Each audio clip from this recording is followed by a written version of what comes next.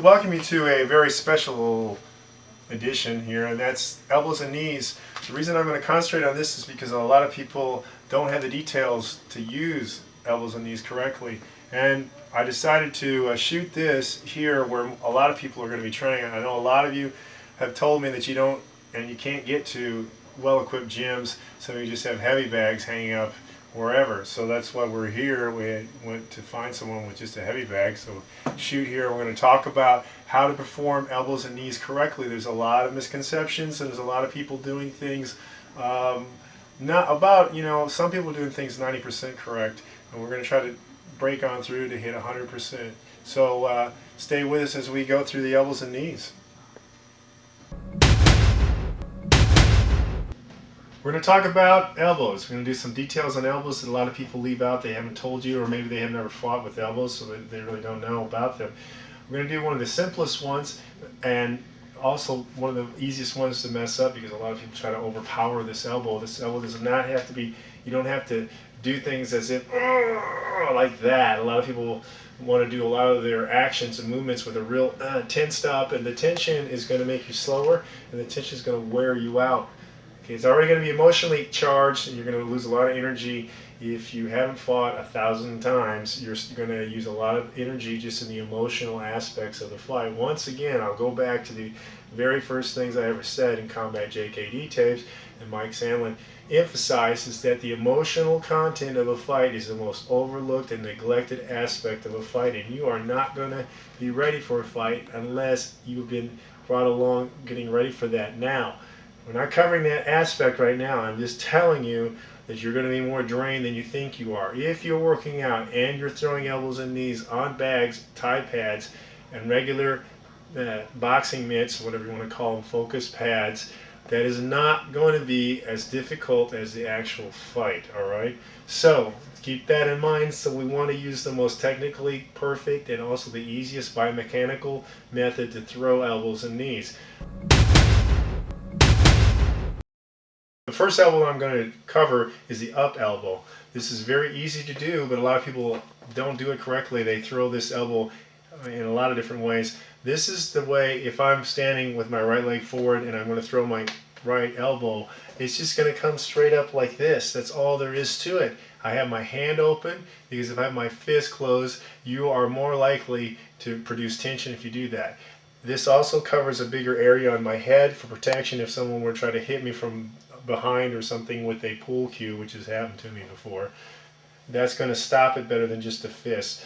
Also, this makes sure that I throw this elbow in a straight line. You've got to remember, but this elbow is very short, and the distance is very, very close and very short also, so the other person isn't going to see it at all.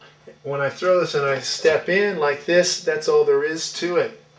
Number one, I dip a little bit. Of course, it depends on the height of the person, how far I'm going to dip. But if I dip down like this, that's all I need. I do not need to try to overpower this elbow. That's one of the common faults, is everyone's trying to do everything with a lot of tension, a lot of power. That tension is going to wear you out, and trying to overpower things does not always mean, when you think it feels to you like you're doing the most power, sometimes that's not. If you were to put a graph, a power meter, an impact meter that has been done in some studies on a bag or on a pad, actually some of the ones where you feel like you're not throwing it as hard, they hit harder.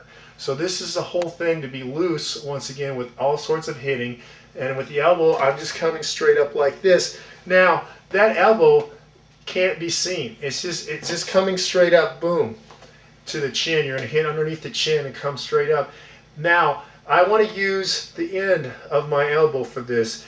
Why? Because this is an impact of the speed. I am not trying to bury my forearm into the person. That is where people try to overpower it. You don't need that. What you want is the end. The end will also cut. This is what the ties look for. That when you cut somebody on the face, which isn't that difficult, especially up around here because the skin is much tighter, so it doesn't have as much resistance to a tearing motion. A quick motion will cut the skin much easier than, say, on your cheek, where there's more loose skin. It's harder to cut your cheek. But anyway, so this comes up and this hits. this is more likely to cut, especially if you miss the chin and come around the eye here. Now that cut will have blood coming down into their eye. Is that something that's going to end the fight by itself? No, but the blood in the eye now gives them limited vision, which makes it much easier for you to win the fight in a street fight, okay? So let's go back over what I'm doing with the up elbow. I'm just stepping in. The weapon, in this case the elbow, is just coming straight up. That's all there is to it. If I throw my back elbow, my left in this case, it's the same thing. My stepping is slightly off to an angle because this time I'm taking the weapon straight down the line, but my body once again is hitting an angle. I'm going off to an angle, but the weapon is traveling in a straight line. So if you're there, I'm stepping off because in this case, what's going to happen to me? Most likely, most people are going to throw their right side, 95%. And the people out there are going to throw a right arm at you, and that's going to come this way. Now this defeats that because I've already taken their center. I've taken the middle line, and everything else is going off that way. My slight angle now has moved me out of the position of where they thought I was. So I am no longer there. I moved. Their target has moved, but they don't realize that. Also, I've hit them. So this is a very, very, very devastating strike straight up. You want to practice this on tie pads, holding them straight out like someone holds them straight out like this. You come up with the elbow. You can also practice on boxing focus mitts. Those things you don't want to overpower because remember it's the speed. It's the speed of the strike that gives us so much devastating impact, okay? You're not looking for banging everything and making the loudest noise possible. Actually, elbows make a different type of noise than anything else when you hit them correctly.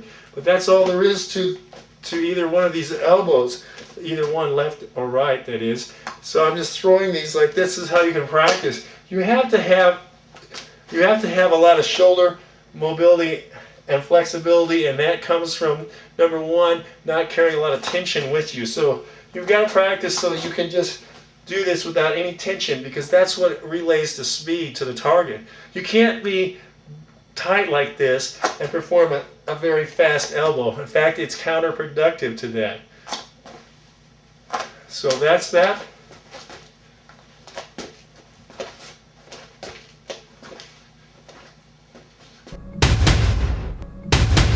One of my favorite elbows, which is the coming up elbow, straight up. For the angle, I guess I'll use both so you can see it. But I'm going to dip down a little bit and then throw this elbow. He's got to have his hand like that to symbolize this is with the chin. This is where you'd be trying to hit underneath the chin. So when I'm coming in, once again, I want you to understand that I don't have to do everything close because that's where the elbows fit in. Most people think they fit in there, but you can come in with them. You can move in with them. All right. So if I'm out here and I knock his hand out, move his arm out of the way, whatever, I'm just coming in like this. Now this is like that. Now it doesn't, see, you don't have to put a whole lot, there's no power, not a whole lot of power, but this is still, when it's relayed to him, I'll use the other arm now, when it's relayed to the chin, it's enough. It's all that's necessary. Okay? Because of his height, I don't have to dip much. I don't need to go way down low. I'm not going to go, whoa, okay, I don't need that. I just need just a slight dip, that's all. So when I'm coming in, it's very quick, it's very fast. So if I'm out here and knock the hand out of the way, it's very good to close with.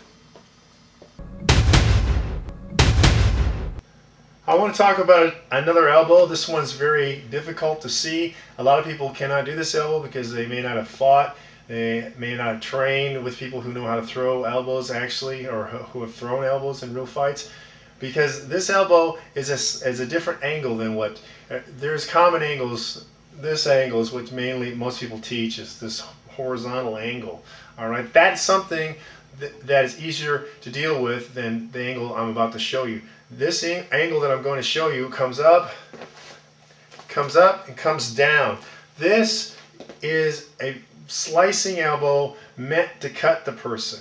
This will really, really be effective because it's fooling. If the person even sees your elbow move, they're seeing it come up, and then the speed doubles on the way down because it makes an arc. And it's hard to follow that arc, and there's one way to stop that type of elbow.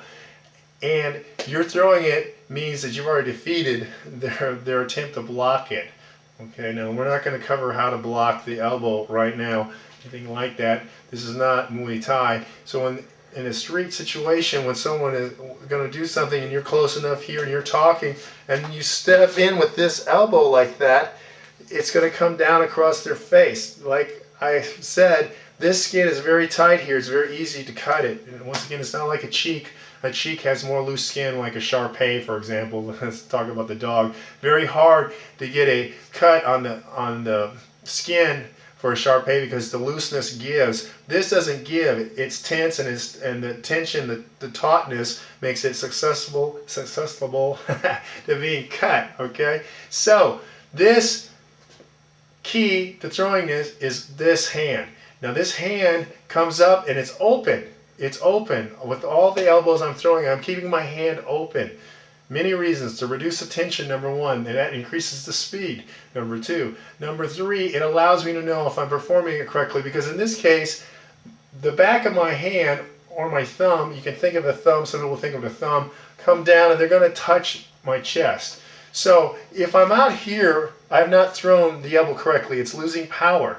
By touching my chest, I know that I've now connected my hip rotation with my elbow rotation. The shoulder joint and the hip joint are going to be together. That's what gives it incredible speed and also a deceptive amount of power. That's why I'm saying it's more powerful than what you think it is. When you feel this, you feel like, oh, okay, I'm doing something, but it doesn't have that much power, as opposed to me swinging really hard with my arm. It has more power. And that arc, that tight arc, makes it very, very fast. So this is very difficult to see. I'm having my rear hand up to deflect anything that they might throw. Remember that 95% of the people are going to try to hit you with something from the right side. So in this one, again, I'm going to step slightly at an angle. They're right in front of me, and I step slightly at an angle. Once again, I go on the outside and come down the center line with the arc. Now this is a cutting elbow, and they're not going to see this. This also sets up for a return elbow from this side. Okay, now the key to this is you're going to have to practice this a lot, because some people are not going to have the shoulder flexibility to do this, perform this elbow. One of the reasons why you don't see a lot of people teaching you this, because they don't have the shoulder flexibility to do this. Number two, they have not ever learned this strike, because this is a cutting elbow, and it's very deceptive. In fact, I can have my arm out further touching. One of the ways to do this is to have the other person's arm is out, right? And I touch it, and then step in and cut over and down, because I've knocked their arm down slightly. It's the same sort of thing that applies to the Spanish circle school of sword method, because I'm beating down, knocking the blade out of line, and I'm coming over with another cut. All right, so that is a very, very deceptive elbow. It's incredibly devastating, and it's something you're going to have to practice and drill on, okay? So it's time to practice. All right, we're going to switch now to a slightly different angle, and that's going to be the up and down angle. That's going to be me throwing this elbow. Now you have to have the pad holder, the mid holder, position his hand like this, or it's not going to be effective any other way. So I'm going to throw this once again. If I were on Alex for a second, I'm going to come in. It's going to come up and down. So this is the cutting. This is basically for cutting. Remember that. So here I am. He's got that about head level. He's leaning out of the way, which is good. So that if you miss, you're not going to get hit. So once again, like this. Now see, it doesn't seem like it's hitting with a whole lot of power, because I am cutting, I'm slicing. It's all about the torque and speed as it comes down. Like that. That's all I need. I just keep throwing. You notice how I step? I'm pushing from my rear foot, so that every time that I come in, I'm coming in with my foot stepping. And now when I land my elbow straight into his wrist, you're going to see now that there shows you the torque. All right, but that's still going on. That's still going on when I'm doing the slice. That same is in the slice that I'm doing. Okay. I'm going to now discuss an elbow that some of you are familiar with, and that's a horizontal elbow. A lot of people throw this elbow, a lot of people practice this elbow, and a lot of people, once again, try to overpower it. You don't need to overpower it. It's the torque of your entire body together that makes it very, very devastating. And that comes from rotation. That rotation, of course, has to be timed together. So, all right, how do we do this? One of the ways that I like to throw this is if I'm here, if I'm knocking down the person's arm, if I'm moving their arm, I can push their arm. Anything, any of those options works very well. From there, I'm going to move in. When I move in, step in. I'm throwing the elbow. Now that elbow actually moved only that far, but I can still get a lot of power and torque from that because my body's behind it, and because I put my hand, the back of my hand, and my thumb to my chest. I'm guarding my chin, number one.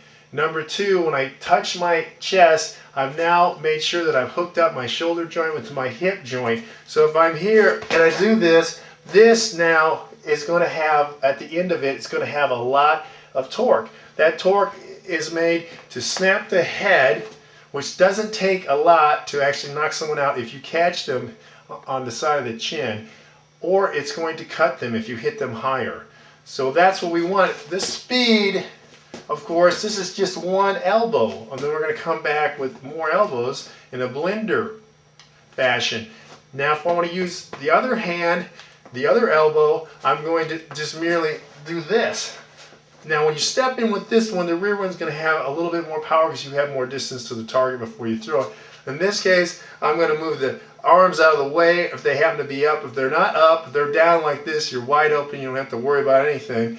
But if I move the arms out of the way and I step in, I'm going to step at an angle, but the weapon's going to hit straight down. My point's going to still be here, right here. Even though my body went here, my elbow point's going to be right here in the middle. So if I'm standing in front of the person, I can't, if I try to torque through like this, it doesn't work. But if I step off line, then my elbow has now hit that point. And once again, I'm doing the same thing. My thumb is touching my chest. This is guarding my hand if he tried to left hook me. I'm just taking into account now that, hey, you might be facing a professional fighter, which isn't going to happen.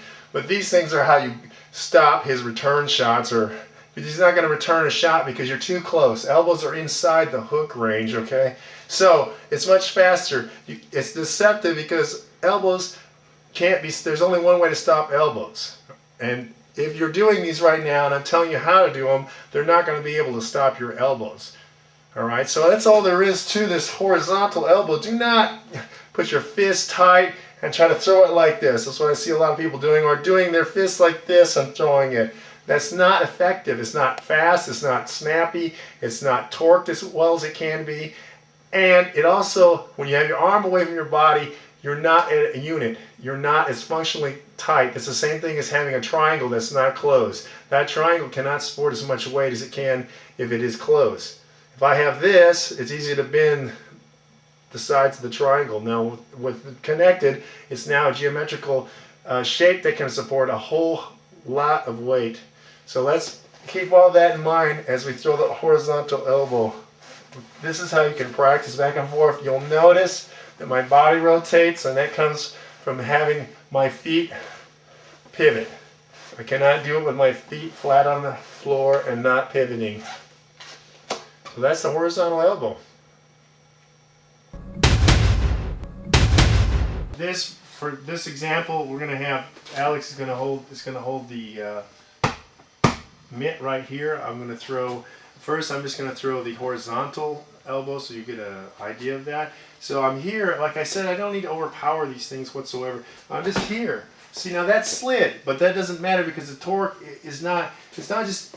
It's there. That's enough. When you hear that, that's enough. You notice how I'm stepping slightly, and I'm stepping slightly in on him, but my angle is going across this way. I'm not going to step outside because my elbow won't hit him with the horizontal. I have to step somewhat in between his legs to throw this. There, that was pretty good. So that's all you need to do. Like I said, you're not trying to. Okay, that throws you off balance. These got to be quick, like that, just like that. that slight snap there is all you need. So we just switch angle just a slight bit so they can see it. So if I'm here like this, that's enough. Don't try to overpower this, okay? You want to see that was more in the end, which is going to cut. I'm going to cover a different elbow that a lot of people forget to do, and it's very deceptive also, and that's an oblique elbow up. Now that is something that a lot of people don't know how to do. They throw some sort of bizarre thing. Once again, a lot of people have not fought with elbows. They haven't trained with people who have fought with elbows, so they're clueless basically. And this elbow is not difficult at all. It doesn't take much flexibility whatsoever in the shoulder joint to throw. This is mainly this.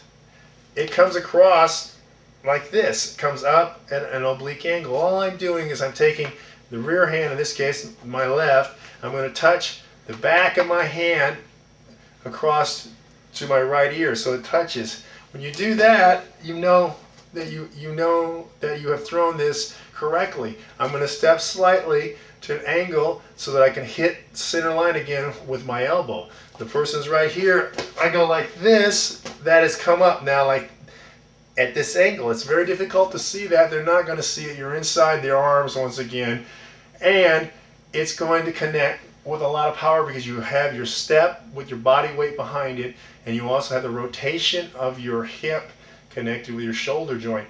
When I touched my ear, I protected myself. I protected my chin on this side. I protected my temple and jaw on this side. That is being too cautious, actually, if you're worried about your chin and your temple and everything like that, because you're inside the range of the other person. The only thing they can throw back at you that has any ability to damage you are elbows of their own. Now, I don't know how many fights you've been in where there's been mutual elbows at the same time, unless you've been fighting guys in Thailand. It just doesn't happen. So this angle, or this angle, which same thing, I'm taking the back of my hand and touching it to my ear, and this elbow comes up at almost a 45. It's really gonna hurt. Once again, if you hit underneath the chin, there can be a knockout, or it's gonna hit the nose, or across here, it's gonna cut. So these elbows are tight. They're tighter, looser, and quicker than what most people think they are. Once again, do not be tense, do not tighten up, do not try to overpower it. You're not powerlifting. You're doing a fluid motion that's gonna connect with other elbows. Because if you can't follow up with other elbows, then you're being too tense, too tight, you're uncoordinated, and your agility is also going to suffer. You've got to become a complete unit where you can move your body as you want to move your body, where it's got freedom of motion.